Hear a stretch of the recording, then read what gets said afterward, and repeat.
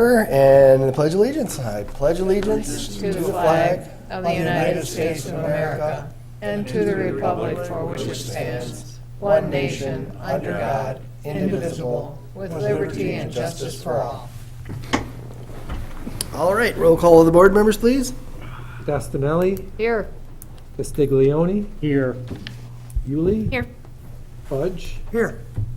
Racine, Here. Robertson, Here. DeGood. Here. All right, we'll start off with our first period of public comment. Anyone wishing to address the Planning Commission, please step up to the podium, state your name and address, and make your comments heard.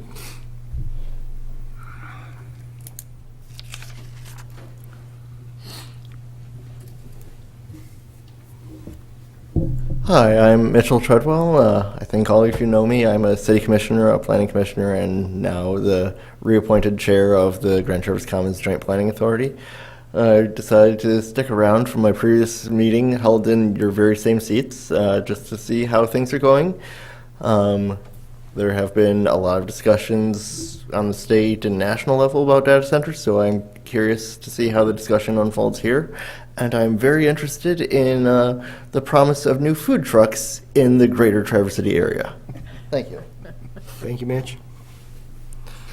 All right, with no one else stepping up to the podium or here, we'll move on to review and approval of the agenda and statement of any conflicts of interest.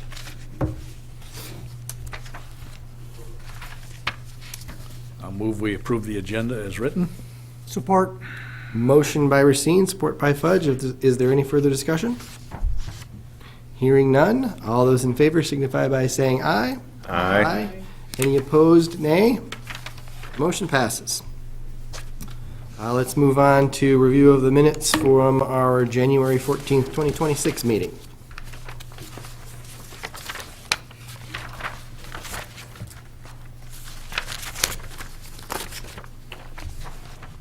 Make a motion the minutes be approved. Support. Motion by Fudge, support by Agostinelli. Is there any further discussion? Hearing none. All those in favor signify by saying aye. Aye. All those opposed, nay. Motion passes.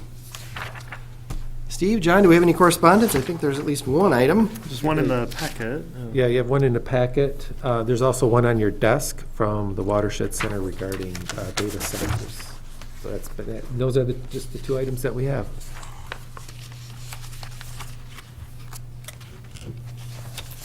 All right.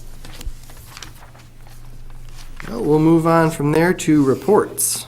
Molly, anything from the Township Board? Couple things. The public hearing's been scheduled for the Dual Road property, that rezoning that we're doing there, and that public hearing will be on February 24. Stormwater management ordinance number 80 has passed. And an interesting thing with that is that the town board will now be the ones who deal with appeals, where before we had gone through in-house, but now the whole board will deal with those. And then also amendment to the master plan that we've been talking about, the mixed-use neighborhood part, and the airport gateway was discussed, and they're good with it, so we're good. That's it. Very good. Anything from the Zoning Board of Appeals, Bob? I don't know, you gotta ask John. Oh, right. Sorry. John. Nothing new. The ZBA had its organizational meeting, I guess, a week ago, and the chair and the vice chair that have been serving were re-upped for another year, and there were no matters of substance on the agenda, so nothing else to report on that. Okay. Well, as far as the Parks and Recreation Committee, we have not met since our last meeting here, and we meet again on Monday. So nothing to report. John, Steve, anything to report? We had joint PC was the other one. Joint Planning Commission, Sorry, Joint Planning which we Commission. had a meeting earlier this afternoon in this building. Oh, Or in this here. what happened? Yeah, Molly and I are doing double duty tonight. They are. Good for you.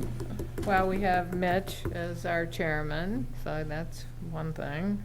And we are going to take a look at the master plan and redo. That's probably gonna be a long-term project. It's not even really gonna get started, and it sounds like till the summertime, and Yeah. so Okay. it will be a while. When was the last time that was reviewed? The last time the master plan was officially done was 2010. And somehow it was overlooked to be looking at it as frequently as we're supposed to, but we're doing it now. And we looked at it last year.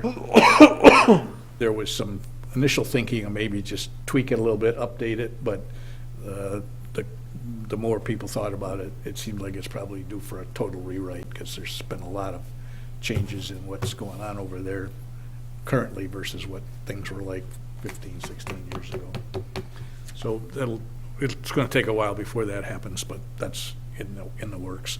And we did make a formal recommendation to the city commission and the town board tonight to approve a couple of minor things. So I think we talked about the last time over in the vicinity of the barns and the botanical garden, actually the other side of the botanical garden, where the community garden is, they want to put in a couple more sheds, and we're okay with that up to a limit, and also a slight tweak of the so-called building envelope, just to make it look a little more congruent with what's on the ground rather than just an abstract line on a two-dimensional map.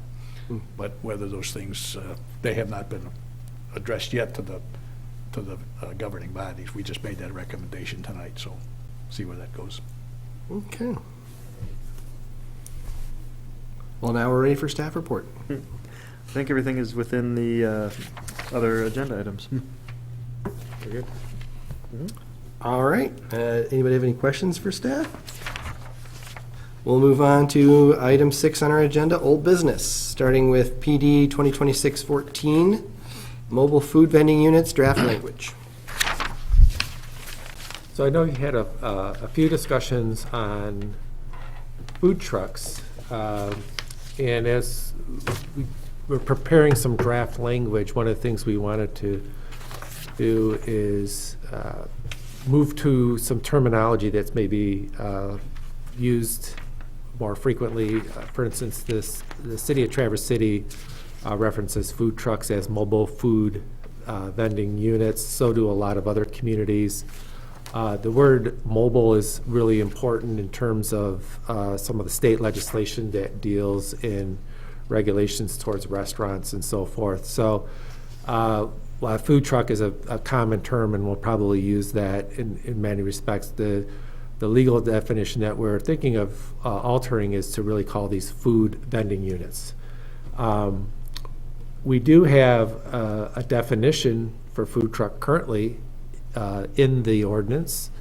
Under section 201, there's a food truck definition currently, but then when you look to the uses that are permitted or anywhere else in the ordinance, there's no provision. So essentially, they're not permitted in the zoning ordinance. So one of the things that we would suggest is to reconsider the definition and to enhance it a little bit more in the zoning ordinance. And that does include the reference for food service establishments in Public Act 92 of 2000. So that would be kind of aligned with the state of Michigan requirements and how they license these and regulate these. So this would be kind of the first step if we were to kind of incorporate these into the zoning ordinance. What from this point forward is really there's kind of two tracks that we thought that would be most important to really address these. And one of these is in making further amendments in the zoning ordinance to actually provide them in certain districts. And how we're presenting these in the zoning ordinance is an accessory use or an accessory structure or accessory operation to an established business. So these are not intended to be standalone. They're not intended to be, in a parking lot on their own. They're not intended to be, used in public rights-of-way or just anywhere throughout the township. They're intended to be at a very site-specific, so it's something that most likely would be for an extended period of time, where somebody might bring a food truck in and locate it to assist the business. It provides, opportunities to bring in an established business, particularly if a business wants to add food service. They can do that without having the, go out and construct their own kitchen, without having to hire people. They can contract out with a current food vendor. So that's where the ordinance is really intended to identify it as an accessory unit towards a business. And we thought that this would be a reasonable way to at least initiate putting them into the zoning ordinance. As a companion piece to that would be the creation of a police power ordinance that would really provide a licensing mechanism for these types of units. So this would, where the zoning ordinance deals with uses, police power ordinance tends to manage activity in the operation of those uses. So the reason why we would have a licensing ordinance to coincide with these mobile food vending units is it allows the management of these, should they become problematic in any way, the license can be revoked, and essentially that operator who's operating that mobile food vending would have to, would have to conform with the license if there's any issues, if it could be resolved through that licensing process. Zoning is a little bit more difficult because it tends to be based on use and is permitted based on location. And once it's up and running, operation of that use is not something that zoning is really addressed, it really deals with. So that's where the complementary, having the licensing ordinance, which a lot of communities do have that, is primarily through a licensing process, whereby you're dealing with the activity and the operation. So if they're not adhering to those requirements, it's an annual license. It may not be reviewed, or it may be revoked. So there's provisions in that. The other thing that we're at least offering here and this is just for your discussion and thoughts, is within the police power ordinance, while this is looking at mobile food vending units as an accessory to an establishment, we also thought that it would be good to at least consider whether this would be appropriate based on events, where there would be a situation. We've had a couple of comments made to us about where people are having, let's say, a grand opening of a business or something of that nature. So it's a one-time, maybe it's a Saturday type of event where they'd like to have a food truck on premise. And that's something that the zoning ordinance approach really wouldn't permit. But so there could be a temporary license that may be, what I think we're offering or suggesting here is maybe like a 3-day permit. So that would give somebody the option to, like, if they have a festival or something of that nature, could provide for a food truck operation. So that's something for you to consider. The other thing is, we did receive communication from Metro Fire Department, and they like to inspect these mobile food vending units on an annual basis, so that they're meeting any fire requirements and so forth, so that they're safe in their operations. So that's something that we would also want to ensure that's in both the zoning and the police power ordinance. But how this is kind of structured is really looking at mobile food vending unit as an accessory would be a use, so that we would actually list it in certain districts. And then in section 740 would be regulations and conditions. So this is Article 7 is those supplemental regulations that are use-based. And so those are some provisions in there that we've, there's like 12 requirements. It talks about that, it has to be located on private property, hard surface location. It limits the number of units to 2 permitted per property. At least, and this is how it's drafted. The location of that unit would have to be reviewed by Metro Fire. It can't occupy any, public right-of-way or fire lane, parking area, et cetera. The unit would have to be inspected annually by Metro Fire. It would have to be operated in a manner that's not a nuisance to neighboring properties. If it's seasonal, then it would have to be removed when it's not in season in its operation. It does provide for some amount of signage on there to go with that, limited to that particular unit. Talks about seating and tables in that area, also disposal of grease or liquid waste.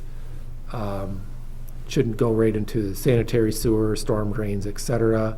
Electrical service and so forth would have to be provided, and permanent connections to water and sewer would be prohibited. Also, that it would have to meet local, county, state regulations, including license from the state of Michigan for a special transitory food unit.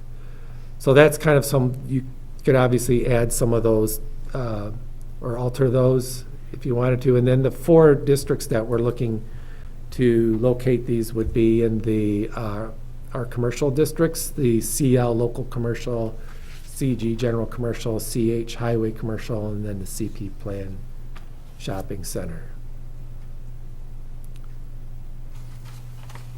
We can kind of go through that part, and then do you want to go through the police power ordinance, the licensing ordinance separately, or? I mean, I noticed that a lot of it was pretty much repeated. So why don't we talk about this first? This seems to be more the zoning stuff. Correct. Anybody have any thoughts or concerns about? John, how come we don't allow them except in commercial districts? Well, the thought was that these would be accessory to an established commercial business. Well, for example, every summer, our neighbors are into boys' baseball and all this, and they always have a food truck at the ball game. And that's obviously not a commercial site. Mm-hmm. Well, and that's one thing you could look at is, whether to allow them in parks if you wanted to. And I also have a question about hard surfacing, because at a ballpark, there's nothing hard surfaced. Right. And that's something that you can, if you want to include in those areas. We wanted to start out with something, obviously it's kind of a conservative approach, and I guess Okay. that's something you Because I don't guys know can how you discuss. can include that and still limit it, start listing districts, because you'd have the whole page of districts. I'm sorry. Molly? Where does the police power come in versus the zoning district power? Like, is there any provision in the code for a temporary food truck for only 1 or 2 days? I was thinking maybe a homeowners association wanted to host a block party and bring a food truck in. I could see that happening with that request. So that's where, I think that's what would be permitted through the police power ordinance as a temporary permit and allow for that. And we could reference that in the zoning ordinance, so that the zoning ordinance is restricting it to definitely commercial as an accessory, but we And could those- also, These are more permanent in the zoning ordinance Right. versus the police power could be 3 days, 2 days. but we could also state in the zoning that it could be allowed on a temporary basis in accordance with the township's ordinance, and then in the police power ordinance is to actually how that would be governed. Get in the details of it. So that would be how, if somebody, let's say that you're in your neighborhood and you want to you're having a block party or whatever, and you want to have a food truck come in there, then you come into the township and you get a temporary permit for that day. So, And- Well, I was just gonna say, the same thing Bob was talking about, they're gonna have one at a baseball. Mm-hmm. That's not permanent, that's an event at a baseball game. well, the only thing on that is the way the temporary part is, my guess is that would probably be regular, though. So that's why we might want to look at that a little bit differently, because I could imagine that would be, let's say, every week. And the temporary, the way, that at least how it's constructed here, the temporary one was to be less frequent.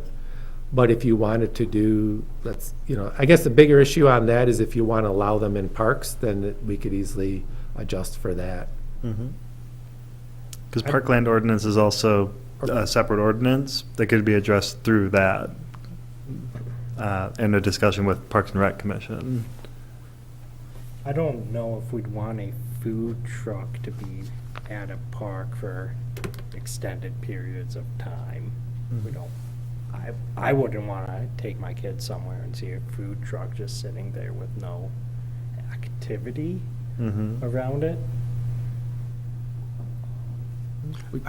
We had put it on the radar to have this, is it on the agenda for Monday? Not specifically. We can do a follow-up to tonight's planning commission just as a discussion point, but yeah, we didn't have anything in the packet specifically. And we'll meet again, Probably April. April would be the next opportunity. And I don't know how long, how does that fit in with the trajectory for, finalizing this? That's a good question. I think this was the first stab at like drafting some language. I think we wanted to firm that up a little bit more before taking to parks. Although parks consideration would be more on the parkland ordinance itself and how to deal with it as more like a regular thing with events, or is it more limited and not there just on a general basis? Are they seasonal versus like right now? I don't think anyone wants to be outside for any period of time. Let's definitely put it on we'll add it Yeah. to the agenda at the meeting. We can add it to discuss. agenda. Yeah, it's just a discussion item. So yeah, And if you could have these documents as well, that would be good. we can distribute them. Yes. Yeah. John? I have some of the same thoughts. It sounds like a lot of us were thinking about the same things. I think, on balance, I like the idea of having some kind of a special event situation where they're allowed, and you've given a couple of examples that I hadn't thought of, but I was thinking of others. That could be stuff at a school, or some club might be having some activity, and they would like to have a truck there. 2 or 3 days is probably fine, but I think we would need to have some clear statement somewhere in the zoning ordinance, because otherwise, that allows for that, or recognizes that this sort of thing may happen. Otherwise, it's not an accessory use, and it's not necessarily limited to private property, and they'd be dead on arrival. So we wouldn't want to be thinking we're allowing them in places where we're not, and yet I think some of us are maybe thinking there may be places other than private property where, at least occasionally, it'd be appropriate and okay for them to operate. I would tend to agree with that. I think that if you have a special event at a park, and obviously this has to, the Parks Commission needs to weigh in on this, but why shouldn't you be able to pay a fee to use the park and then also get a special permit to have a food truck there, or maybe even 2, to feed the people at the event that you're conducting?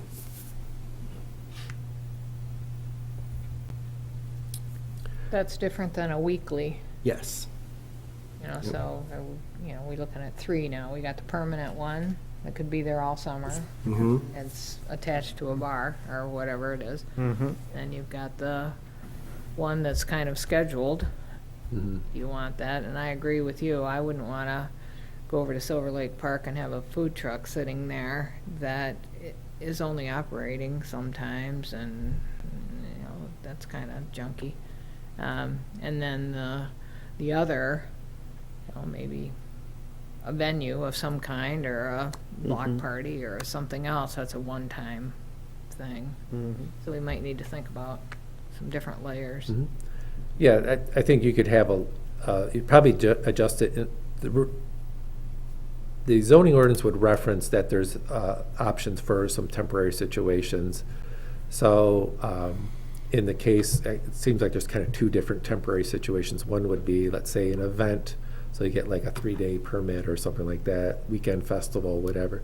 And then a situation maybe that's like it's more of a program, so let's say it's running through a season, the Little League baseball season, and they're running every weekend. You could have something, and so maybe it's based on a set schedule that that we could put some parameters to that. If it's an event that goes more than, let's say, 3 days and up to a certain length or something of that nature. Does the township board regulate the police power ordinance? Yes. So why we're talking about the police power ordinance, it's really not under the jurisdiction of this planning commission, but they're kind of tie-barred in a way. They really kind of complement each other, so it would be under the jurisdiction of the township So board. for these special events, the zoning ordinance could tell people to look at the police ordinance for the... Yeah, Yeah, they reference each other. yeah, because when you establish the use as an accessory use, that approval essentially is going for that permanent location. And, but that's why we wanted to put the police power ordinance on top of the licensing ordinance, so that it gives you some flexibility. So if it's in case of a temporary, but also that you can regulate it a little bit more. So if there are problems that need to be addressed, the licensing process is going to be a lot more easier to deal with it, particularly if you have let's say an incident that were to happen over the weekend and people come in and say, well, how is this happening out there? If you had the zoning ordinance, you're going to have to go through, a violation process. It's going to take a long time, where a licensing ordinance, you can easily deal with that very quickly if there's some type of an incident or something like that. And just given the nature of these units, because they are portable and so forth, that they're more, I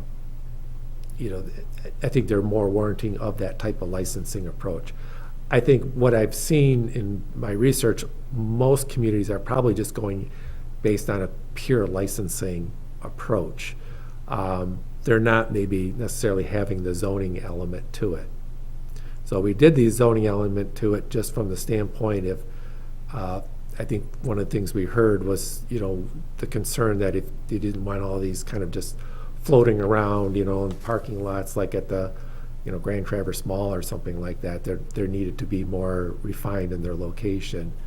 In the case of like the city of Traverse City, their ordinance was originally set up to allow for food trucks in like the public right of way, so like somebody could set up in a downtown street or something like that. So there's a lot of different ways that you can approach these. We were trying to provide some language that we used, trying to be, we looked at a lot of what the city was doing, just so that there was some consistency in some language, so that for operators' sake, that they're looking at something that's not completely alien to them, that if they're operating in this area, might be something they're more familiar with. Joe? Right, are we, that ice cream truck that runs around the subdivisions, that's an illegal deal in our township, or can we stop that, or that's basically? Come on, don't you love turkey in the straw? Well, that's part of the same ordinance, right, or, I think because it never stops or like sits in one spot for like an hours at a time. Like it always keeps Okay. moving. So it's always, I guess, part of the right of way. Okay, so Yeah. that would be nothing to do with this. Yeah, we're thinking of things that are going to be on a site. Yeah. And then, if somebody was having a grand opening and they wanted free food, and they hired a food truck and they gave it away, that we'd have no jurisdiction. If it's free, it's not vending. Is that correct? That's a good point. That's a good point. I mean, we want, like a car dealer, you could see them wanting to have a food truck there and giving Yeah. free hot dogs, but if it's free, I don't think we ought to worry about it. It's not our business. And Right. then, can the school do anything they want right now? Could they have, at one of their activities, can they have a food truck? If they're exempt from zoning. Well, they're exempt from right? zoning. So they Yeah. can, when they want, okay. So you'd maybe change it from preparation and sale of food to preparation and distribution of food? Well, I was thinking that we really shouldn't worry, if somebody wants to give the food away, I don't think we ought to worry about it. It seems like they have to be licensed with the health department no matter Yeah. what, if they're selling or giving it away. Right. Yeah, I would think so. Yeah, it seems an unlikely scenario to be giving away a lot of food. Oh, hot dogs. People do They're it. cheap. A Kara? couple of thoughts.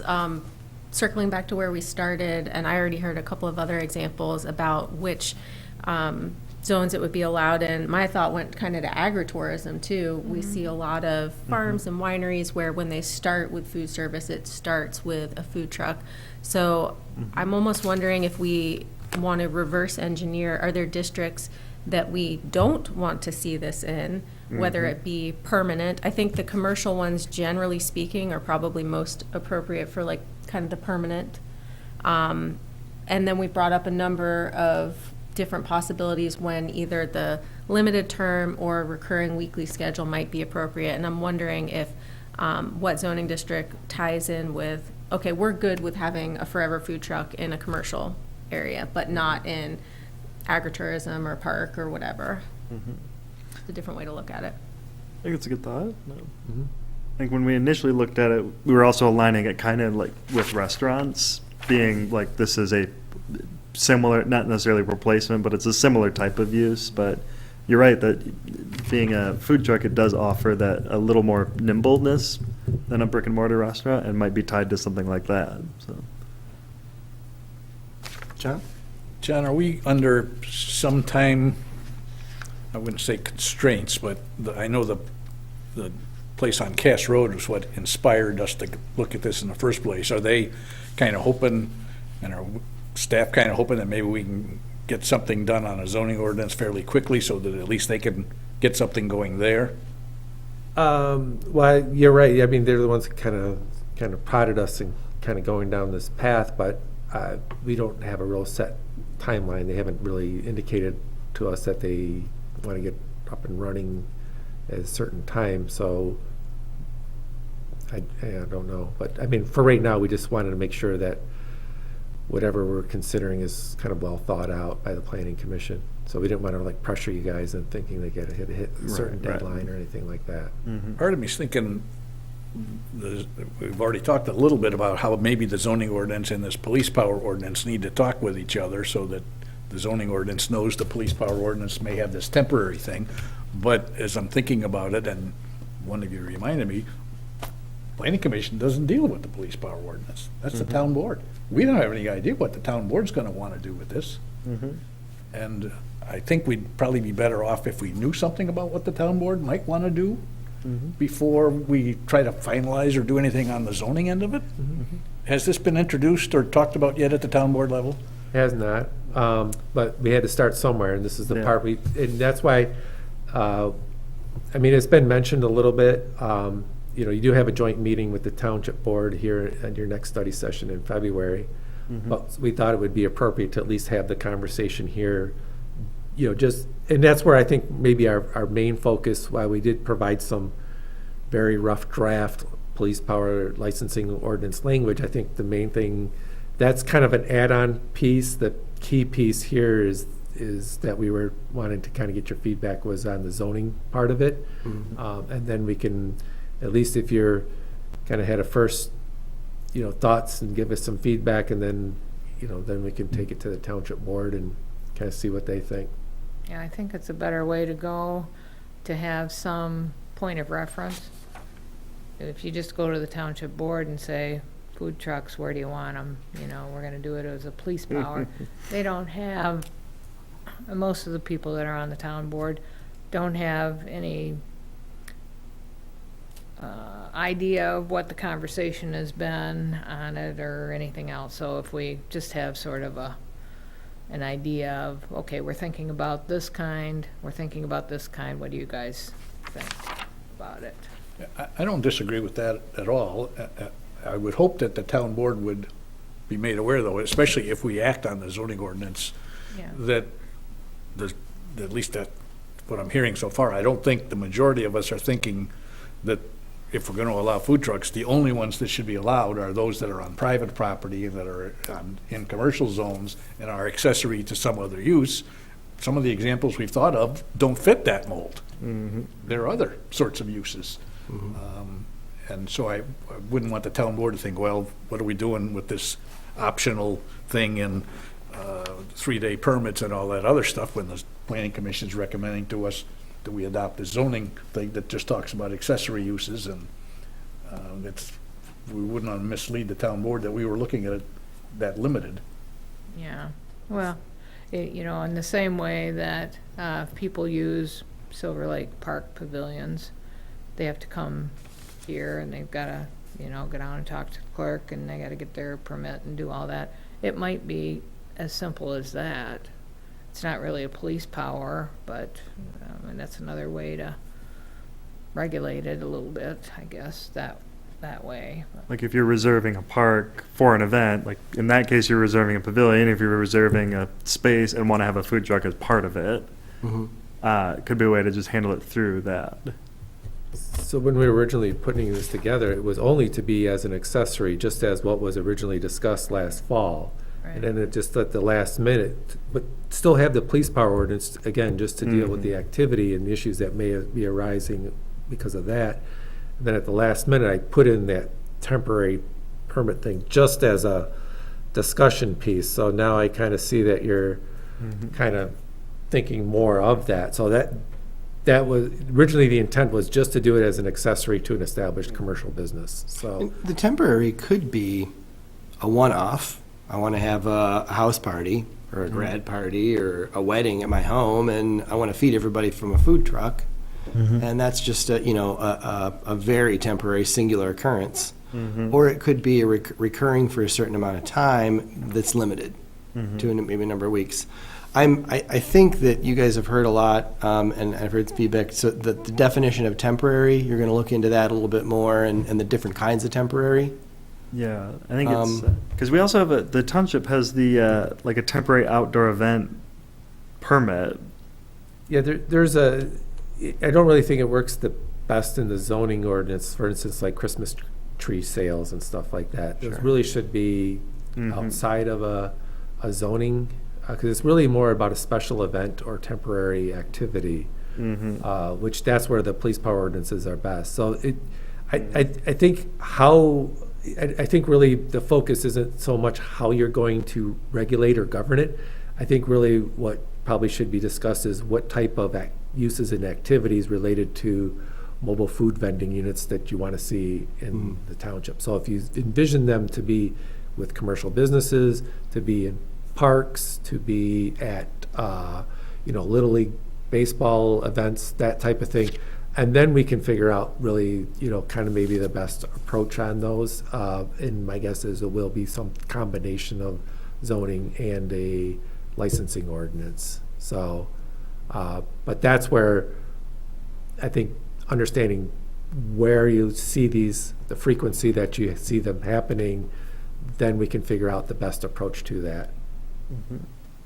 So then, in terms of, what I noticed was a lot of places where you couldn't have the truck parked. And it was kind of it is in that way conducive to the business on Cass, the brewery on Cass, that's like they're going to create a spot for a food truck. But I'm hearing a lot of feedback supporting a lot of other temporary uses, and again, it gets that definition of temporary. It's like to me, it's a single event where, and then it's like if I can't park it if there's all these places I can't park it, like if I'm going to have a food truck come to my home, does it have to be in my driveway, or could it be on the side of the road where you can otherwise park a vehicle under normal conditions? Or where could it be parked if we do have it at the park? So it might be that, so I think the Parks Commission needs to weigh in on the park side of it. And then on some of these other uses, you guys have got a great start here. And I think that with the input you're getting, it can evolve another round and we can think about it some more. There were two other things I wanted the Planning Commission to maybe, and this really has to do with the regulations and conditions, and it has to do with number 7 and number 8. Number 7 in particular, it struck me that most of the food trucks that I see are they're signs themselves. And so I'm wondering, is it common for an additional sign to be allowed? And if it is common, is it necessary in our township?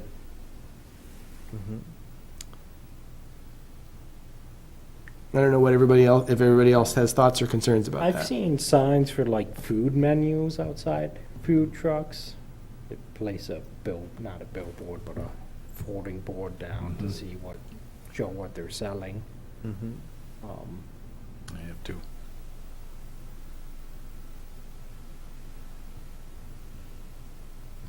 I'll be honest with you, if you don't permit them, that's a really easy way to administer that type of, because signs are always. They always proliferate. They're always, yeah, because they might say one and you end up with two. There's one by the unit, there's one out by the road, whatever. So it's just however you want to do it, but yeah.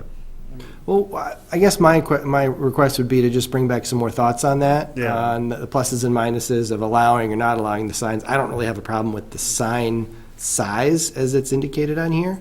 Right. But you're saying right away, hey, it'd be easier if we don't have to regulate those signs at all. Sites 'cause you already can't get have one. a certain allocation of signage just on their own, just as part of the regular sign ordinance. So there's some of their yard signage could be taken up temporarily by, if they've got a food truck there. Well, I mean, if they're maxed out on signs and then they bring in a food truck, and the Right. food truck's allowed to have a sign, Right. Yeah, I was. that gets sticky. Well, I was envisioning that this would be, it's a portable sign. I think, like we were saying, sometimes you see them as menu boards, sometimes it's just trying to add a little bit added attraction. We wanted to at least, we've seen them used, so we thought maybe it would be appropriate. Some places allow for them to have, it's a portable sign, so it's something that typically they would be out there during their hours of operation, and maybe put away for the night type of a thing. Okay. And then with number 8, it talks about associated seating, and, in terms of the Cass Road venue that kind of kicked this off, my thought is, well, there's no seating that's associated specifically with the food truck. There's seating that's associated with the existing use. And if we open it up to a seating that's associated with the food truck, then there starts to be an impression that if I set up in the park, I can also provide seating in the park.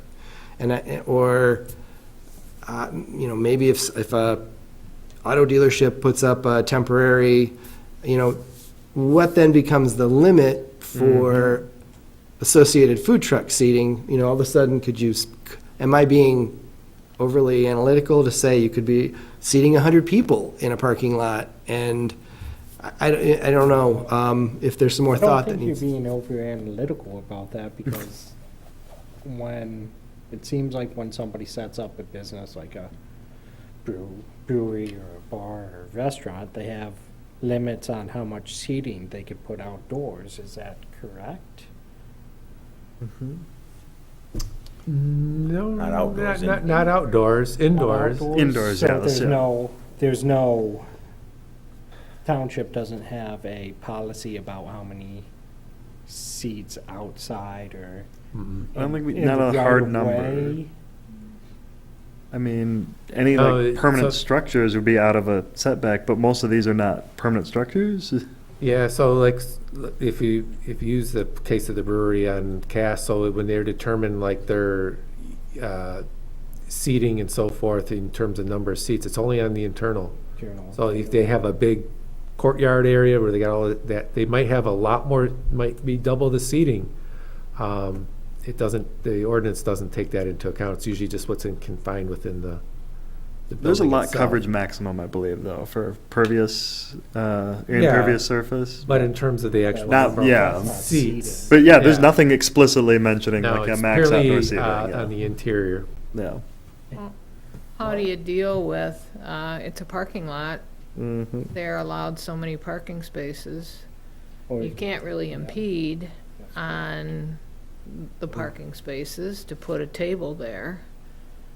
How do we, Well, yeah, this would have to be like on some green space area that's their lawn area, whatever. We just wanted to make sure that they're not placed in areas that are gonna be inhibiting impeding any traffic of any kind? parking and, emergency access, that type of thing, sidewalks that might be exit ways for the building, that type of thing.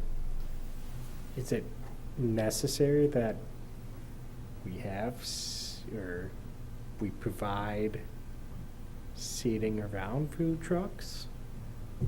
It's not requiring, it's just saying that if you do, that it has to have setback from those areas that are mentioned there. So it's not requiring it. It's just about if you do locate it in an area that's not gonna be obstructing access in the area. It's probably better to regulate that than not regulate it at all. Yeah, it's something there just to make sure that there's safe ingress and egress in and out of the building areas. And for if the fire department needs to get in there for any reason, you don't. Yeah. Mm-hmm. Yeah, a bunch of tables and chairs, and because that stuff can sometimes proliferate, or it might not be, obviously bolted down or anyway, so it just kind of, moves around, and so it's just to try to have ensuring that there's some safe ingress and egress. On the flip side, does this verbiage disallow for, so now I'm thinking of polar opposite from Cass Road, I'm thinking of the Grand Traverse Mall, where this would be permitted, it's a commercial area, parking lot for miles, right? So in that case, having a food truck and associated seating in the parking lot isn't obstructing, but the way that 8 is worded to include parking spaces, does that then disallow that? Well, I'll be honest with you, I don't think we would anticipate this being permitted in the parking lot, an actual food truck in the parking lot. Because it couldn't be an accessory to the Big existing building? to the coffee shop or to something else, it would have to be an accessory to something. Couldn't just be out there on its own. Yeah. They have to designate a spot for Designate a spot for it, so we wouldn't want it just sitting in the parking lot. So to the earlier point about like grand opening, say in that Macy's, maybe we get our Sierra and our Trader Joe's and whatever, and they have a grand opening, and, well, I guess Trader Joe's doesn't want to have a food truck, but maybe another vendor does, so they could not do that under the temporary. That would be outside of this. This is the zoning, so this would be where it's an accessory. That would be more of the special event licensing Got type it. thing. So that would be, and that does though ask for like a site plan layout, so it does want to identify, at least providing some indication of where you would be locating it, so you just don't pop it up anywhere. So that would have to be probably thought out in terms of that, would we allow it in a parking space in the parking lot outside the former Macy's building type thing. Molly? Yeah, one of the places that just popped into my head was the soccer fields. The soccer fields, they're every weekend. They've got soccer stuff going on. There's already traffic problems, which is a whole nother thing. But, so 2 food trucks for 20 fields or 25 fields, or how are we limiting them? It's just another, I know that would be an attractive place to have some food trucks. And I feel like that would fall more into the police Park? power Yeah, that would be, instead Yes. of the zoning Yeah, ordinance. yeah. since it's an Yeah, it would. event. Yeah. there's also what I found in several ordinances, several licensing ordinances, is an exemption, and I'm trying to find out where it is. Yeah, this section 19 here, which mentions the provisions of this ordinance shall not to apply to any agency of the United States of America, state of Michigan, or any political subdivision thereof. So in that case, the soccer fields are county parks, so they would be exempt from Okay, that. they could do it anyway. Yeah. Has County Parks done, I know that at Civic Center, I think they have they done it in any other parks? T-Bays occasionally has food trucks for their tournaments. Tournaments, okay. Well, then would our own parks be exempt? Under this ordinance, the way this is written, yes. We would probably handle it through the Parkland ordinance if we wanted to establish anything through it. Well, I feel like there's been really good discussion, and we could probably go on talking about it for a lot longer, but you guys have probably gotten plenty of feedback at this point to. This is and, all good, though. A Thank lot you. of work's already got into this, which is great. So it sounds like because originally, like I said, we were just gonna do the zoning stuff where in terms of it as an accessory to an established business, but it sounds like you are open to doing special events, so temporary situations, and then, maybe not necessarily events, but like longer programming, like we mentioned, the continuous sporting events, like on a weekly basis, because the way the zoning anticipates that, and even the licensing ordinances is an annual type of a thing. So, you know, this is for, you would establish the ability to have one of these at a business from January 1 to December 31st, where the temporary stuff we can look at and just to address that on a more limited basis, but certainly more variety of options. Maybe you guys, take this tomorrow, and then perhaps we could facilitate a more efficient approval of the accessory zoning use, and then the associated police power ordinance, because we've already talked about that. And I mean, I think what I'm seeing for the most part is consistent with what we've already talked about. We've made some good comments that could probably advance that. And then perhaps these other uses we're talking about, it's going to need the input of the Parks Commission. It's going to need more input maybe from, the trustees might be looking for some more input from the Planning Commission about where it might be appropriate to have 3-day uses and how that might go into a further revised police power ordinance. So maybe we do it all at once and it takes a few more months, or maybe it might make sense to, so think about that and see how you want to bring it back. I look forward to talking about it at the Parks Commission. Yep, and we can bring those materials to Parks, and then We could also do it for the joint meeting between the Well, planning commission. I think we definitely should have it on the joint Yeah. meeting Okay, agenda. that'll to be a talk good about time. I think further. at this point, we can make some revisions and we can have some draft type of stuff for your conversation with the planning commission and the township board at your study session in February. And I think it would help too to distinguish between, because you got to it, but I know I was a little confused, not because what you didn't make sense, but it was kind of it was added in, and we first started talking about just kind of the Cass Road use, but then there was so anything you can do to help the trustees and further kind of articulate and separate these. yeah, Probably do like a table, so we can, I like it. Tables are like good. for these types of applications, this is what would be apply, and we can do that. We can definitely do that. And part of that was spurred on by the comments we got. That was the roller derby reaching out and kind of indicated they described a temporary event that they would want that for. So yeah. Anybody have anything else to add? All right, why don't we close out item A then, and we'll move on to new business. Data centers, initial discussion, item number A. So we don't really have a planning department report or anything to provide to you. We did, in some of our research, found this article. This is American Planning Association. We often go to them for a lot of research information, and they did provide one of their publications that they do on a regular basis. It's called Zoning Practice. So it does talk about data centers, and this was a report that was issued last fall. And if you haven't had time to read through it, recommend it. I think it's definitely is speaking to people like planning commissions and communities like us, talks about how a lot of communities right now have data centers as permitted uses. We do have that as a use by right in our industrial districts. We have data centers which are defined, but they don't anticipate anything of this intensity or this scale. So this, I think, is certainly a timely conversation, and I think it would be something that we would want to look at altering that.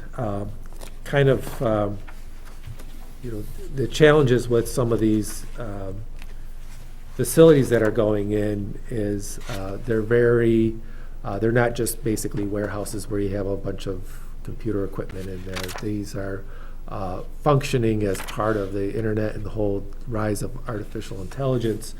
And so there also resource consumption is quite intense. There's a lot of electricity and power that's required for these facilities. There's a lot of water which is used to cool because of the intensity of the processors and so forth, and the servers that are in these locations. They often use water to cool them. The scale can be very big. They can also grow in size. So they might start out fairly small, and you could imagine that over time they might have new additions placed on them. We have not had anybody approach us regarding anything, similar to this, that what you're, reading here or may have heard about. Obviously we heard you may have heard about the proposal that was at least floated out there in Kalkaska County. We hear a lot of them about happening in downstate areas. But nothing here at least within Garfield Township. We haven't been approached, but we felt like this is a good subject to bring forward because the way our ordinance currently is provided for, we might want to rethink that. Most communities are certainly looking them as, particularly the larger scale operations, as special use permits. I think that's something that we would want to at least consider. There's also one of the issues that I think was helpful when we looked at other types of utility types of facilities, such as solar farms and wind farms and major essential services, is the aspect of decommissioning. So we know that these types of systems often have kind of a peak time, and then they might operate, and then at some point they might be abandoned or no longer used, and that becomes a potential liability on the community. So we need to be thinking of decommissioning these, should we have one of these be abandoned or no longer used. So as a matter of fact, there was an article that, an associated kind of article that was in governing that we were reading about it, and I think there's one of the things that is that kind of that decommissioning thing. There's a huge rise in this, and obviously there's a thought that, well, is there kind of an AI bubble? Is this kind of like the whole .com thing where everything was booming in the late 90s and then it just kind of collapsed? And certainly there is innovation in technology, so why these things might be bigger as future goes on, they may end up being smaller but more intensive. But certainly the abandonment of these operations could potentially happen where, you might have some of these are significant in size in terms of acreage. I don't anticipate them necessarily being located here, but we could have something that would be sizable in our community. And what could be that impact should they no longer be there? I mean, we've seen that happen on the commercial side with big box development, which are essentially just, big warehouses really, and what happens to those when they go vacant. So there's some of that thought process to go through when thinking about these and any type of regulations that might go forward to apply to them. There was the Michigan Association of Planning does have a webinar on February 12th from 12 p.m. to 2 p.m. called Data Center Know-How for Planners and Officials. So Steve and I are signed up for that. If you're interested, let us know, and certainly you're a member of MAP, so we can help you get registered and cover your costs for that. If you're not able to do that, that's fine too. A lot of these are often recorded, so if we get any information, we'll be more than happy to share, but I thought that would be, if you're interested in hearing that presentation, you're more than welcome to.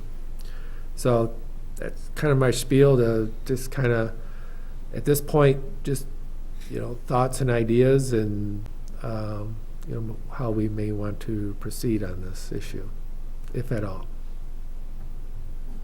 Questions or thoughts? John? I think it's a good idea to figure out how to plan for these things. Whether they're coming or not coming, who knows, but if they do, we ought to be ready and not in the reactive mode that they talk about is befalling in a lot of places. And if AI is here to stay, then there's gonna need to be powers, there's gonna need to be data centers. So it's not like we're taking a stance on whether these are good things or bad things. They're things that may come to the community, so we ought to study and learn what we need to, so that if something comes, we're ready for it, and it works well in our township. In that magazine, or that planning zoning practice article you attached, I did read it. It was very interesting, lots to chew on.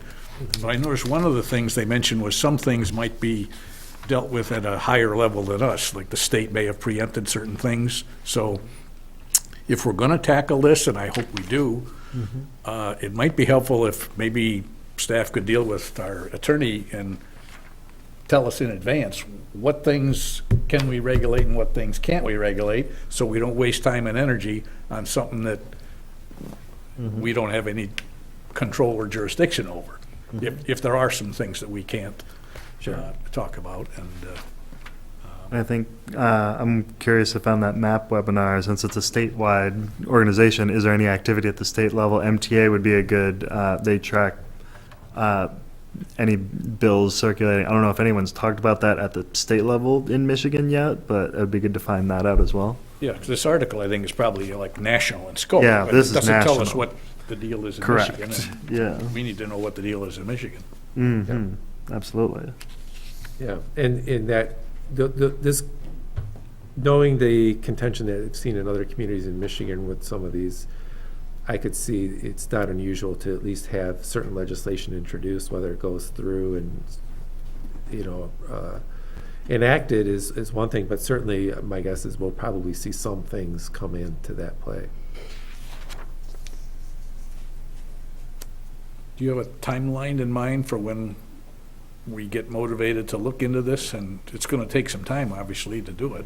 Well, I think we could, this might be an issue to maybe put on the agenda for the joint planning commission and town board, but I'd like to at least have some rough thoughts to you at your March study session about what we could do. I really think we need to do something just because of our current ordinance allowing data centers as a use by right, which is administrative review in our industrial districts. Is something I think at a minimum we'd want to apply those as, at least depending on the scale, and we're probably going to have to redefine what this is, what data centers, computer operations, whatever, and then apply them most likely like through a special use permit, and then we would want to have the objective standards that apply to that. One thing I was kind of thinking of as I was looking at this is we sometimes have, so the impact on the environment from the water standpoint, the impact on the power, the availability of broadband and fiber, that type of thing. It's almost like they're, when we do kind of traffic impact studies on development, it's almost like we need to have that type of a study done to at least quantify what that impact is and evaluate it and present it in so that it's clear to what the impact is going to be. I don't know if that's possible or not. Obviously, we would have to have some way to evaluate that, just as we have to do that with traffic impact studies, but it's something of that nature that it might be something that we consider in there. I was also thinking that we have some time here, but it makes me think that at some point we will probably be impacted by this. Similar to when I was seeing these large Amazon warehouses, distribution warehouses, not in Traverse City area here, but in other areas, downstate, wherever. But we did ultimately, kind of get our own. It's just obviously a smaller scale. So I could see it in a similar thing potentially happening where we're seeing some of the larger ones that are being presented, but at some point I can imagine that we would find some type of proposal, not necessarily here in Garfield, but certainly in this this urban area or this region. So right now, I'm hearing you indicate that you have a concern that we're exposed in terms of it being a use by right in the industrial zone. Are there other areas of other zoning classifications rather, where it would be subject to some review, but it may not be, as you said, maybe it needs to be more substantive? And I guess the line of my questioning is, if somebody walked in here tomorrow, wanted to do a data center, we would have a little bit limited ability to regulate it in the industrial zone. We might have more ability to regulate it in other zones, but perhaps not as much ability to regulate it as we may want to after we think about it some more, right? I think it's not permitted in, the only ones it's permitted in is in IG and IL. So I don't- Only in our industrial is permitted. So our concern then is limited to, if somebody walks in tomorrow, they have a use by right to do it, and we may want to have it further regulated, but they would not have any ability to do it outside of the industrial zones. Right. Correct. Okay. Yeah. It makes it a little less urgent for me. I'm not sure what everybody else thinks. Still urgent, but. Yeah, the Olson property can Yeah. turn into. And it's That's rezoned a good. bunch to Yeah, IG. good point. yeah. We think of industrial parks that we've got, and many of them are fairly full, but I mean, worst case scenario, maybe it's not a worst case, but a case scenario is if somebody wants to put in a big data center, we don't have that much land, they might buy the whole doggone industrial park, bulldoze what's there, and we're gonna build what we wanna build, so I sort of sense the concern on John's part, and I don't know whether moratoriums on anything like that are things that get thought of at the, if they're necessary, and it, Yeah. Well, if we engage in, I mean, right now, if we tell you to engage in a process to start to revise the zoning ordinance to address this, it strikes me that it would be, everybody's on notice that we're working on something, and if they tried to rush in something under the wire, it would be appropriate for us to put a moratorium out, I would think. well, we don't do moratoriums, the town board, Town board, Right. we could ask or them. if it chooses to, it may not choose to. Right. I think we're okay. I mean, usually if somebody's coming in and doing something, they'll reach out to us in advance or we'll hear about it some way. I think we have some time here. I don't think it's going to be that difficult to really put something together just because it's on everybody's radar screen. I mean, you see the information here. We got the MAP webinar coming up. Yep. I think it won't be hard. I mean, we're probably just shifting it from a use by right to an SUP, but with some added provisions. I don't think it'll be hard for us to put together just because it's something that, like I said, it's out there right now. People are talking about, people are putting together ordinances that are much more appropriate for the intensity of these types of uses. Yeah. So, John? Could, if you guys, I don't know if you've started to yet, but could you try to gather some potential, what you think would be potentially model ordinances? Or if that's easier said than done, maybe you can float that question if you get to communicate with whoever you're involved with on the seminar on the 12th to see if any such Yeah. model ordinances Yeah. are in the works or are about to be adopted or have been adopted. And not that we necessarily want to adopt hook, line, and sinker what somebody else did, but it might save a heck of a lot of work at our end if we like Yeah.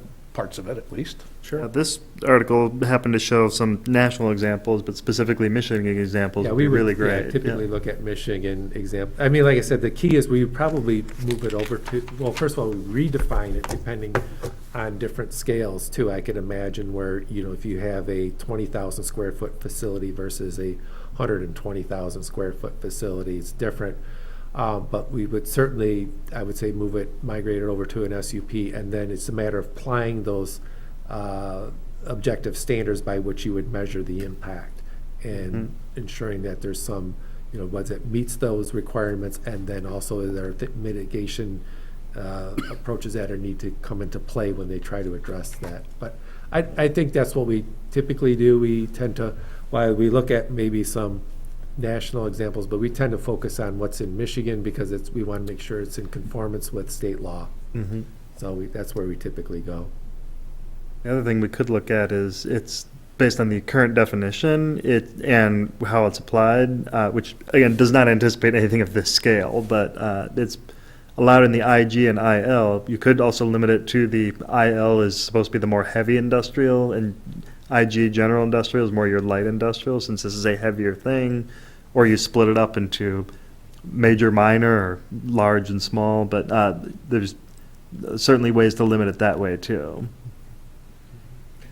My one question is about energy use. Mm-hmm. There's probably no way to regulate or define it through our zoning ordinance, and that's only through the utilities. Is there a way to, with a SLUP, special land use, is there Mhm. any way to get like Cherryland Electric's data and information? Like, how would they go about permitting, or like Oh, I knowing their own capacity? Yeah. Yeah.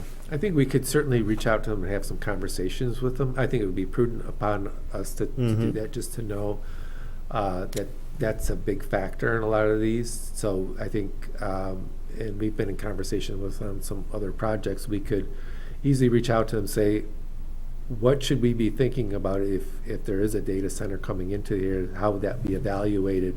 What is the ability for them to serve? They're definitely more accessible than, let's say, talking to like consumers or DTE or any of those. But we could talk with them about how could we evaluate should a proposal come into our community. Is there an advantage to us as consumers to have one close by versus like all of them down in Arizona? Do they need to be like in the relatively close, at least one of them, or anywhere close to us? That's a good question, and I thought, I don't know. That's, I don't, and that's why I'm wondering too, part of this is the technology is gonna constantly evolve, so, these larger ones, maybe they can do a lot more with less over time, I don't know. But, yeah, that's a good question. If we need them, then Well, we're. it is a good question. My suspicion is that they probably don't have to be close, because right now, even though our uses are minimal, anybody that's doing any AI stuff, which isn't me, but a lot of people are, they're getting it done, and yet there's no data center anywhere near here, so it must be it's doable from distance. Do we have to plan for this use in our zoning ordinance by law? Like, can we prohibit completely? You gotta allow every kind of use somewhere in the township.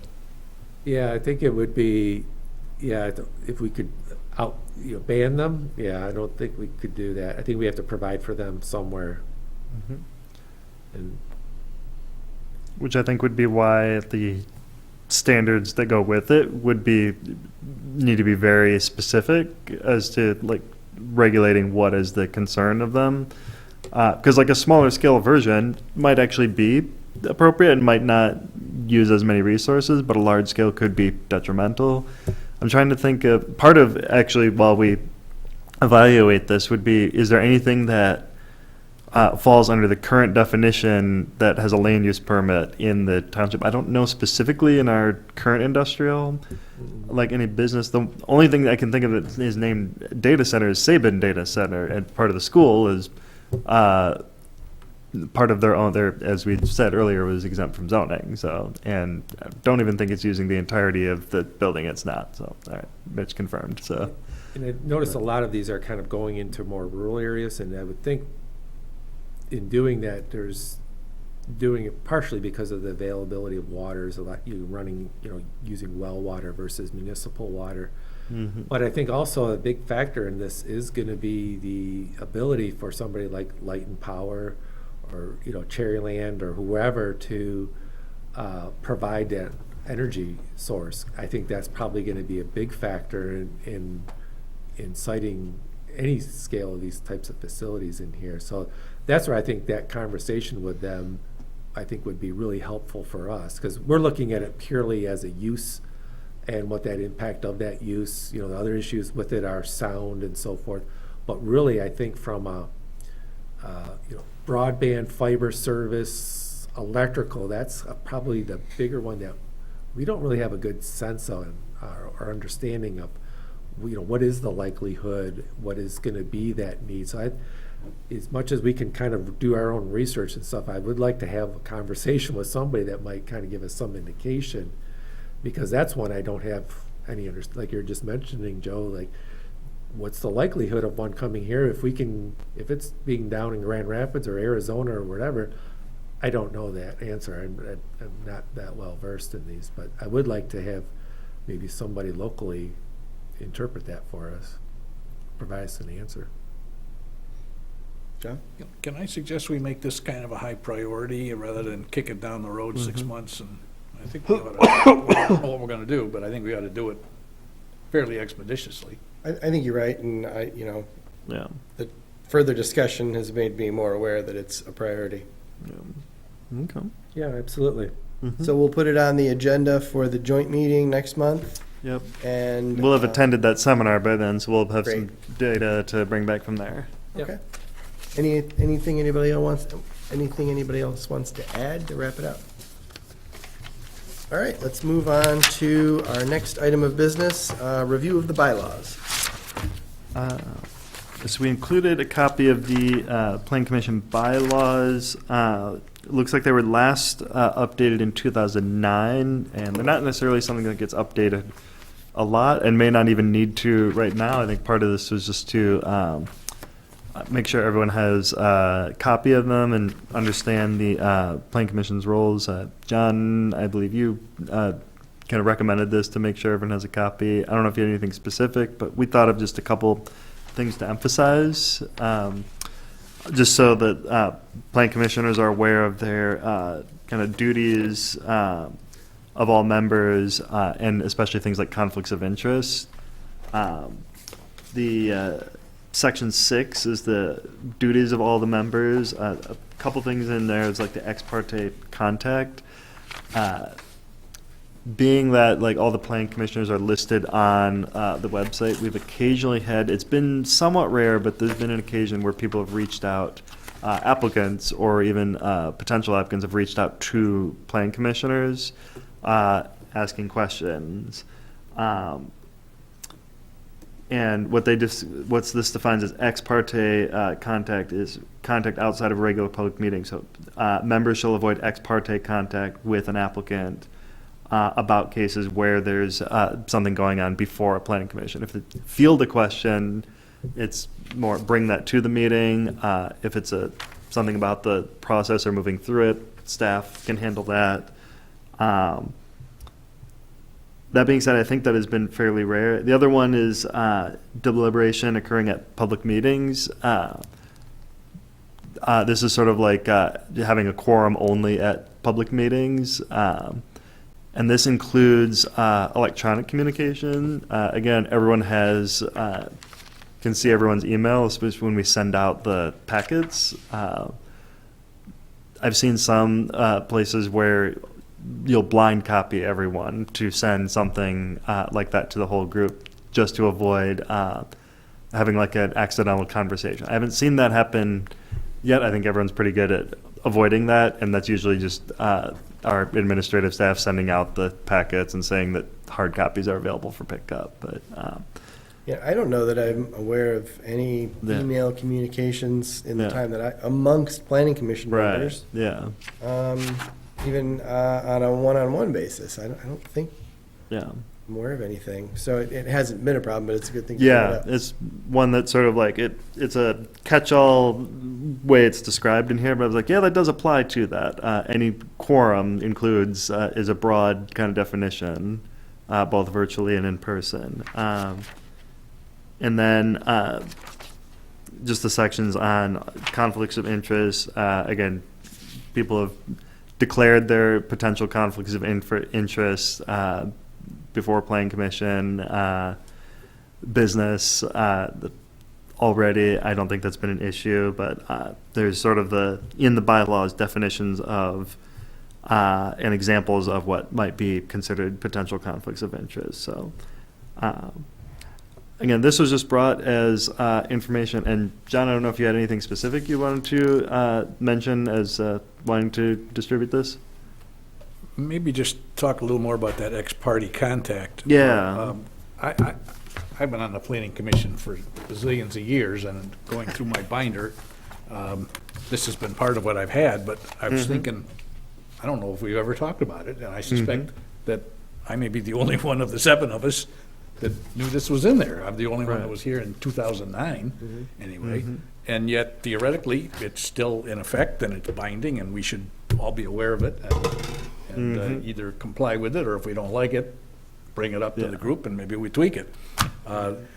The ex-parte contact thing, I don't think it's happened a lot, but in the years when I was the chair, it wasn't unheard of for some applicant to try to phone me and want to talk. And I was aware of this, and I thought this was the greatest thing since sliced bread, because I would say, I can't talk to you, and it's right here in our bylaws, I can't talk to you. So it made it real easy, and it didn't make it look like I was a jerk.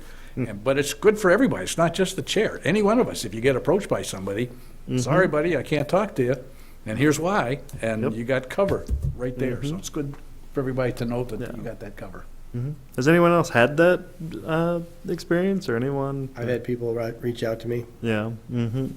So, yeah, it's a good thing to just keep aware. But yeah, it's because it can happen, and sometimes you hope it's just innocuous, and maybe it is, but you never know if someone's really looking for the influence, and that's why this is in here. So. Well, but what I'm even hearing in reviewing the text again, and what John's saying is, we really don't have a conversation. I mean, there's no conversation to be had. The opportunity to converse on the project is here. Yeah. Yeah. There were 2 other things that I saw that, and I can't remember. So under Section 8, conflict of interest, it pretty much clearly says in my reading, item number 3, definition of conflict of interest, you shall abstain.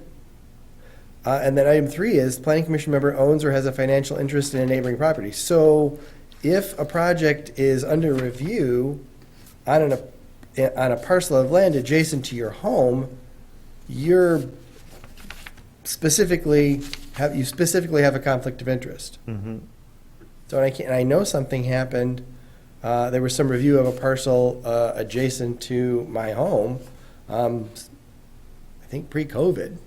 I was thinking, I can't remember if I abstained or not, but I know that I acknowledged that I live next door.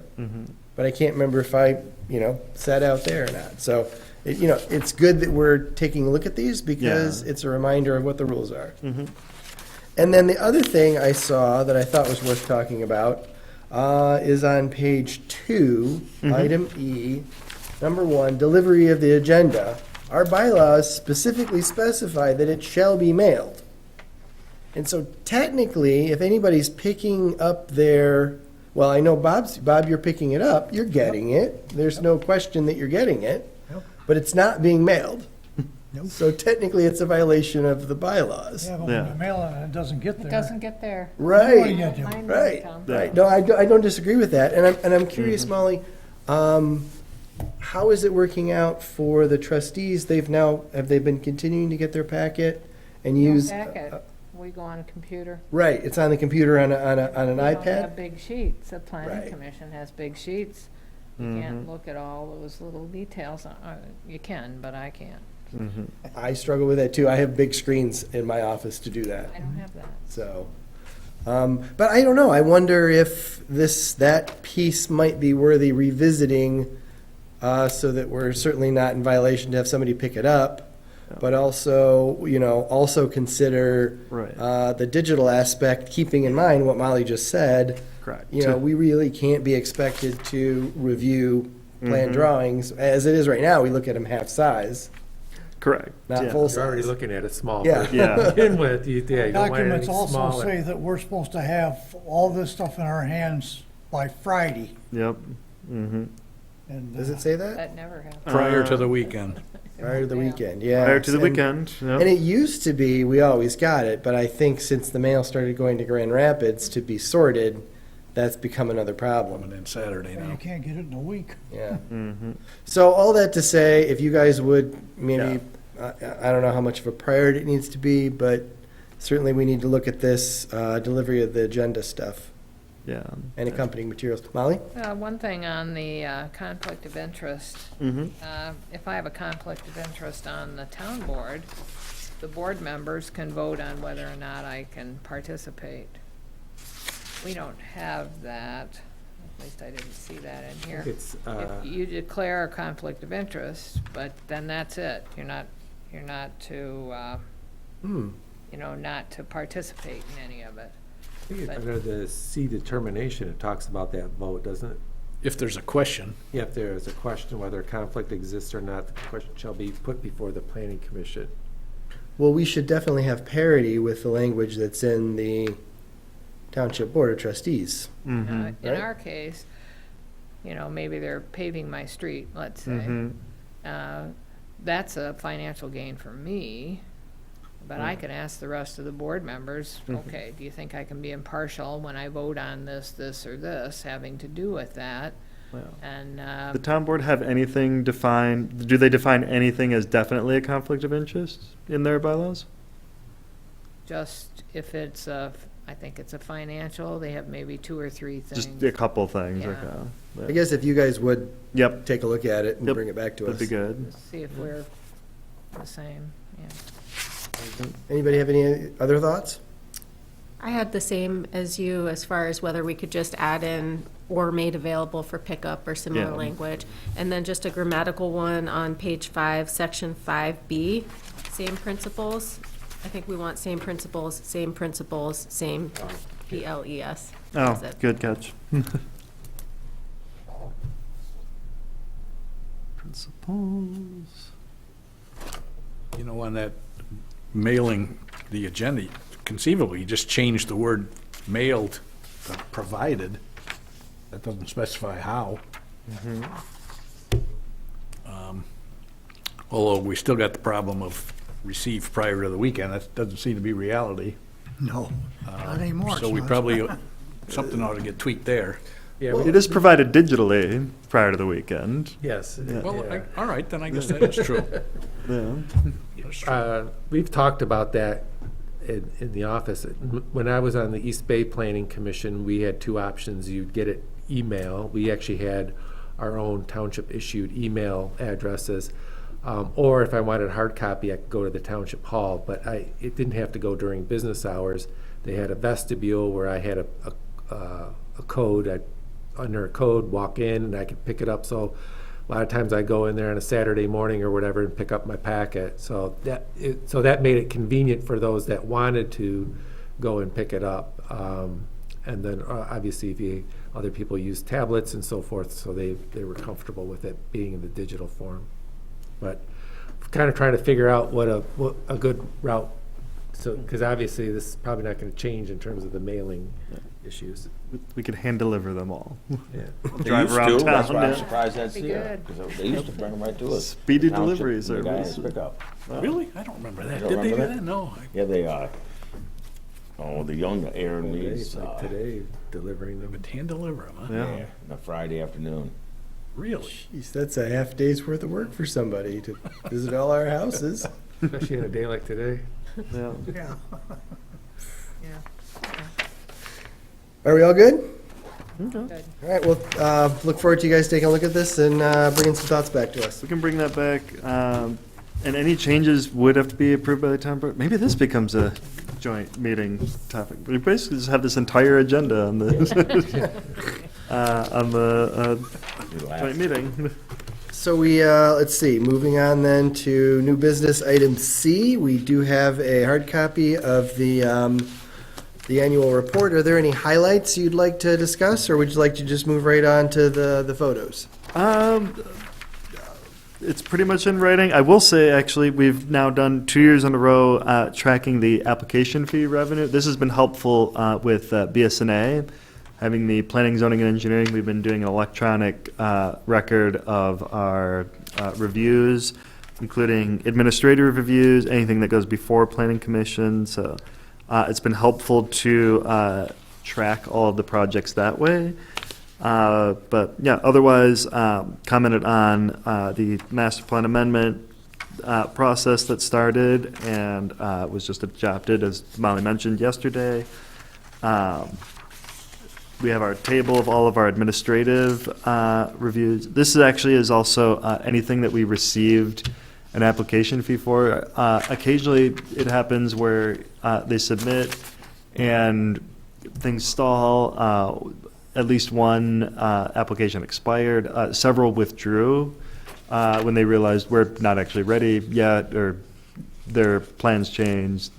So that happened a few times, but otherwise, we had quite a few administrative reviews. We summarized all those and everything you guys reviewed. At Planning Commission, all the developments, all the zoning ordinance amendments, all the other things we talked about in study sessions, and then a brief summary also of the Joint Planning Commission as well. But yeah, it's otherwise provided as the written document. Any questions, John? I think we need a motion on this one. It looks like they were looking for us to make one, and To forward to the board to receive and file, correct? I don't want to preempt if there's more discussion people want to have, but otherwise I'd be okay with making the motion. Please do. All right, I'll fire away. I'll move that the 2025 Planning Commission Annual Report as provided in Planning Department Report 2026-13 be approved and forwarded to the Township Board. Support. All right, we have a motion by Racine, support by Robertson. Is there any further discussion? Hearing none, all those in favor signify by saying aye. Aye. Any opposed, nay. Motion passes. All right, time for the photo show. All right, yeah. Where Which in is the also kind of a summary of. Where in the Where's township that? is that? That is in wherever the default Windows background screen is. It looks beautiful wherever that is. I don't think so. I think it's Sri Lanka. Is that Sri Lanka? Okay. Yes. Looks like there's sun there. Right. Also, these photos were at the end of fall when there was still sun and grass visible. So if you want to imagine yourself in warmer times, you can do as part of the photo show. So yeah, as part of also summarizing the previous year, kind of summarize the progress of any developments going on, a lot of which, some of which there's mostly internal work going on, the first example here being Ollie's. But even something like they had on their plans showing how this entrance was going to look with the ramps and kind of redone sidewalk that you can see starting to take shape in the fall. And they also repaved the parking lot. Just looks like they sealed it. Or sealed it at least, yeah. And restriped, I guess. Let's just say sealed and restriped, yeah. So only a handful from them. One of the administrative reviews, so we also included any progress on things that were administratively reviewed. So you may have noticed going by the 31 and South Airport intersection that Fifth Third demoed their building. They are going to reconstruct on that site. They have temporarily moved up to the old Honor Bank by up 31. And they'll be rebuilding on this site. As part of that, they will put in trail on both directions of 31 and South Airport. And then Plan Commission reviewed the other corner, the gas station, which will also have trail going along both directions. So the mall trail that currently ends right at South Airport will now have some directions to start branching off across both of those streets. So that's very exciting to see that come together. But yeah, as of time of pictures, they were just in the middle of demolishing. So there'll be more on that next year. This one is Marengo 31. The apartments proposed and now under construction behind the Baymont. This was originally approved way back in 2021, and they did get an extension and got started. It was before we fully defined substantial construction, but they did get started, and it is happening. So they actually, we will allude to this in the items for next agenda. They are proposing an amendment, so we'll talk more about that on the next agenda item. But they were starting to get going, and at least in closing, and probably working on the insides in the winter. Just sort of things from a few different angles. One of the administrative reviews was the Home 2 suites behind Chick-fil-A. which you probably have seen driving that corridor. One reason I wanted to bring this to your attention, even though it was administrative, was this butts up right against the proposed Lowe's to Grand Traverse Mall connection, which I believe is still sort of, Chick-fil-A was taking the lead on trying to get all the corporate leaders together, and the mall has since sold since that time, so it's sort of now engaging. And we did check the back piece that was owned by the mall was included in that sale, so Namdar owns that now as well. So Brookfield's totally out. We wanted to bring this because this is the Williams back parking lot right next door, and that is the grade difference between the two of them. And then you go over to the side, and you can kind of see, so Williams back here, you can see the grades starting to come up. It's really on the south side, or not south side, east side of the building where the grades kind of level out. So there's either sort of one feasible location or a lot of grading that needs to happen, or both, as that, if that came together. But the Home 2 Suites actually is a big part of connecting that, because prior to the Chick-fil-A or this hotel being there, there was nothing getting out to 31 on this site. So kind of tying that in as part of that review was crucial to making sure that piece is in place whenever this does happen in the future. One of the other hotels was the Fairfield next to the True Hotel, further up 31. As of the previous year, it was almost wrapping up, and then it wrapped up in 2025. The historic barns, they are doing a project to connect the two barns. I don't know, Matt Cowell was there at the previous, did he mention anything about this project, or was that just, it's under construction? Yeah, I'm not sure when it's due for completion, but this was, there's the historic barns there, which this had to be approved by the State Historic Preservation Office, and the idea is to kind of mimic the look of a silo, but this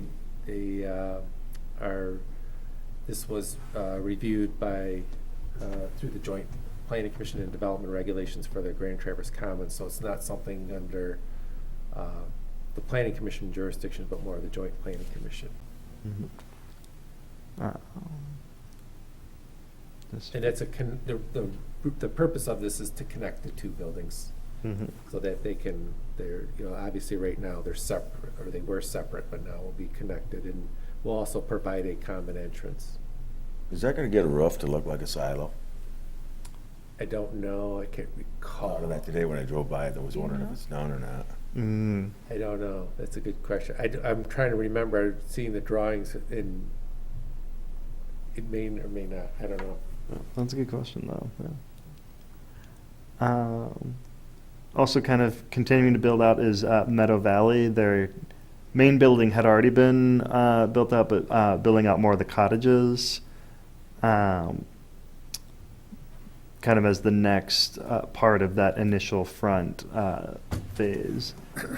We've heard occasional either ideas or calls, but we have not seen a proposal yet or application for the single-family home portion of it.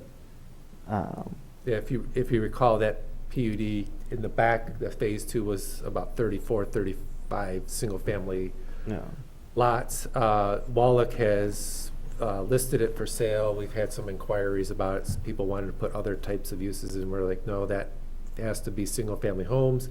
It has to fit in with heritage estates and so forth, so that it blends in there. It's actually, they did establish the site condo on it, so it does have, the units are there, but any changes to that would require an amendment process, would have to come through. But we're kind of holding the line on that, mainly because that was a really important part to actually grant the PUD, is to ensure that while there was the senior living and assisted living and all that was up towards the front on North Long Lake Road, that kind of transition down to the single family homes and matching the other subdivisions that in there are really critical to the basis of why that PUD could go in the first place. So I don't see that really changing to anything other than single-family homes. Mm-hmm. Culver Meadows, down on West Silver Lake Road. This was done as a conditional rezoning, so this was the expanded senior living, and I think eventually we'll have daycare as well. Was that part? That was part of the conditional zoning, or was that a future thing? It has the potential, it could have it. But, Okay. Yeah.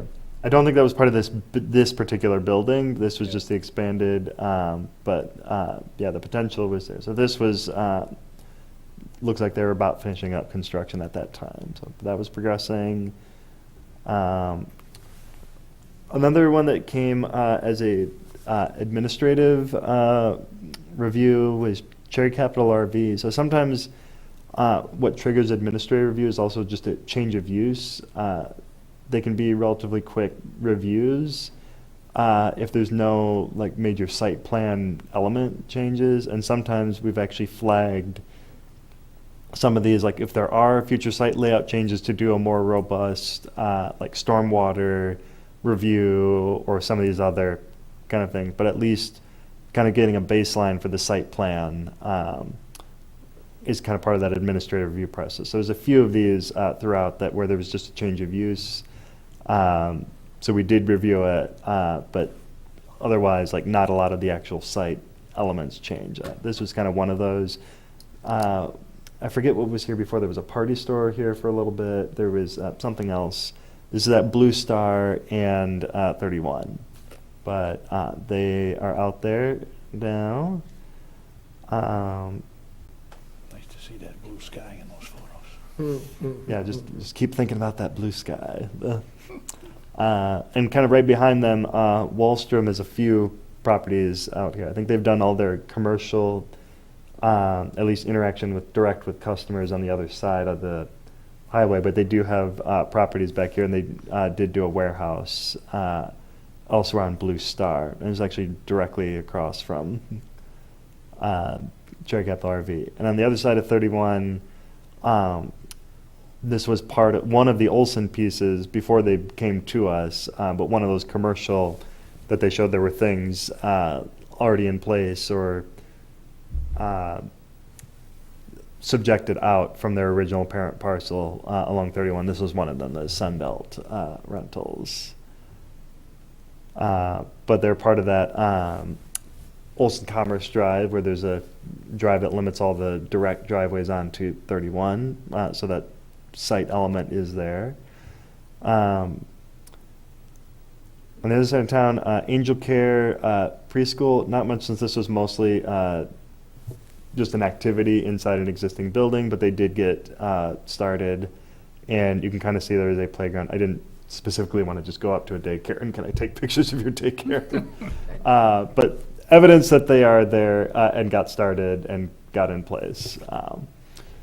And also on that side of town, Burnley Hills keeps building out some of the homes. I just wanted to show some examples of what's out there as they kind of progress along in building out that subdivision. And also on that side of town, Kingsley Lumber on the corner, they were still finishing up some of the site grading as of fall, and I think we'll be trying to finish this in the spring, but they will also have, along the front here, they will have a non-motorized path going all the way up to Garfield Avenue, which is relevant to their neighbor, which is after a few of the Kingsley Lumber photos.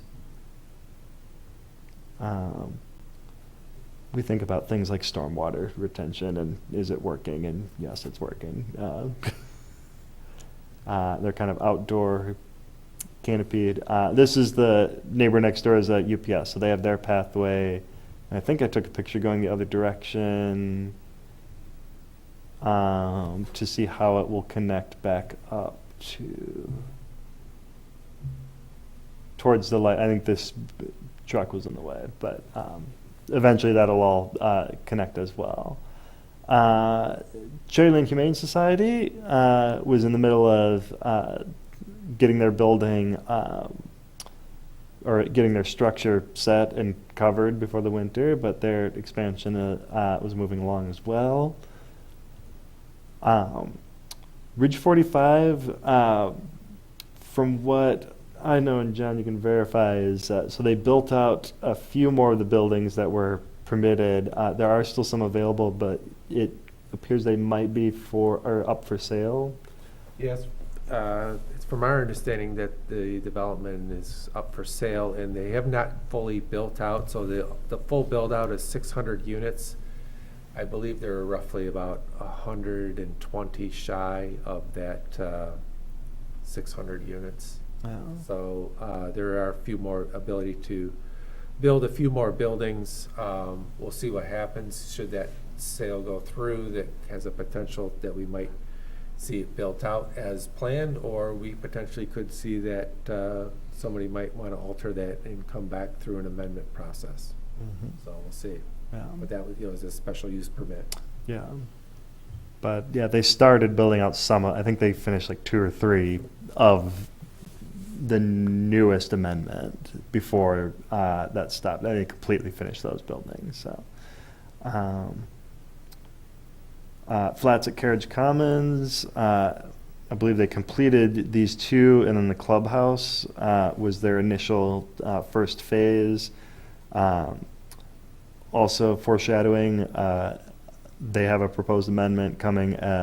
They submit an application, which will be an item for the next agenda. But this portion of it is, I believe, completed, and people have moved in Yes. to there. Yep. So that one is off mark. Arrow Park over at Cherryland Center. This is the former Big Lots, the bounce house and the former Big Lots. Most of the work here would be internal, but remember we were asking about the condition of that parking lot. So I don't know if anyone drove through there in the fall or since then, but they did repair the much needed in repair parking lot, at least that drive, the main drive in front of the building. I go through there somewhat frequently, so it was nice to see that.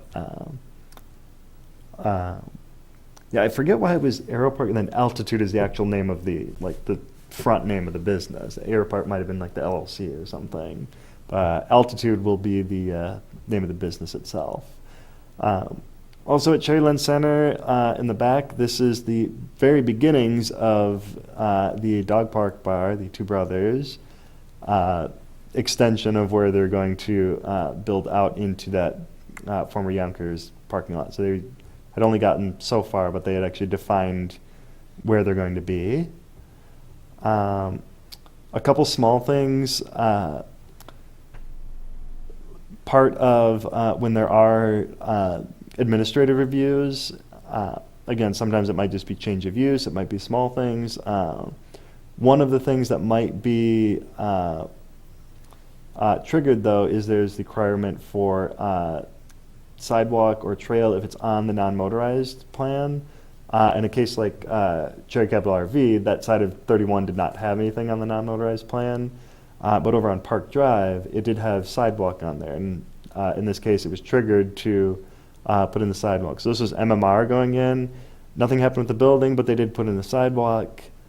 And me being a biking and walking nerd, I am going to take all the pictures of all the sidewalks everywhere around town. And also, Gordy Frazier, our own township engineer, moved their headquarters to just off of Park Drive. So they're in that Lake Point PUD in one of the office buildings, and they did install a sidewalk. So even our own township engineer was also required to put this in. Last couple are Precision Plumbing moving into the former Beta headquarters at Cass and South Airport. Again, building stayed mostly the same. Sidewalk was installed. One thing in the back of the building was just we wanted them to make sure they were aware that they needed the dumpsters enclosed. The owner applicant happened to be there when I was there taking pictures, and he said, yes, we know that's still required, that's on their way. So he was aware of that. And then one thing that is on this property, which you've also seen, is the billboard that was up here. This was a totally separate item, and I won't get into all of the details of that one, but that is, it's sort of done as a lease as part of that site. It was like an agreement between Lamar and their owner, and then they did get a sign permit or some kind of permit from the township. And I specifically took this picture when the digital sign had switched to Sizmodo, because that is the last one on here. And they've since actually filled the kitchen space, I believe. This is on Cass at Cybrant, so just north of South Airport. One kind of innovative thing they did was this,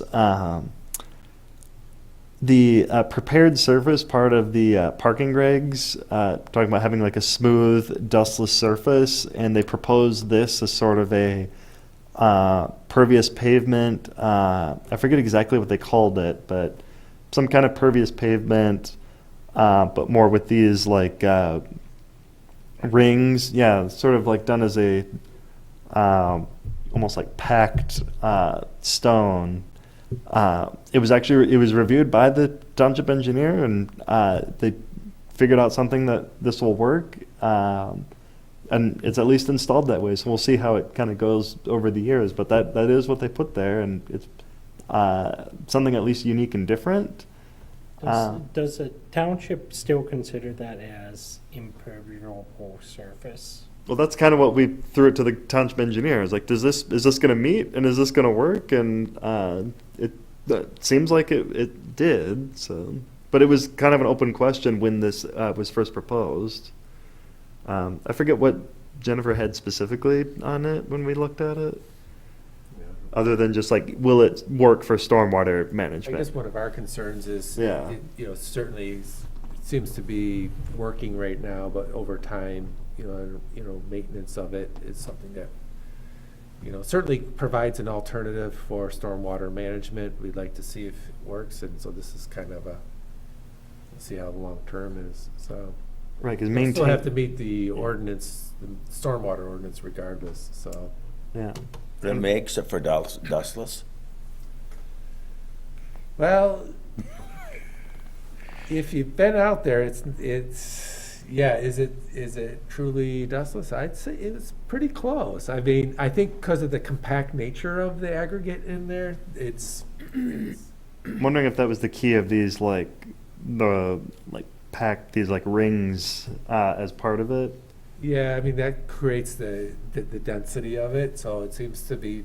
Like I said, we'll see how it goes over time. I think certainly I would see that there's got to be a maintenance aspect to it, particularly if there's any settling in there.